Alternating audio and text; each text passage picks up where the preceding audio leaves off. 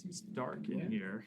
I said some of the facts that have been presented by Israel are that one of them was carrying a gun and that they were planning to carry out or to launch terrorist operations.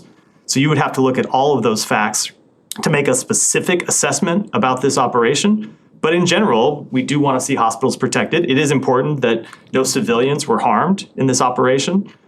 We want them to conduct their operations in compliance with international humanitarian law. We would generally say that we don't want them to carry out operations in hospitals, but under international humanitarian law, hospitals do lose some of their protections if they are being used to for the planning of terrorist operations, for the execution of terrorist operations. The steps that I just outlined are what we want to see. A full investigation. And as we said in the statement we put out on Friday, and we have said since then, we welcome the investigation that the United Nations has launched.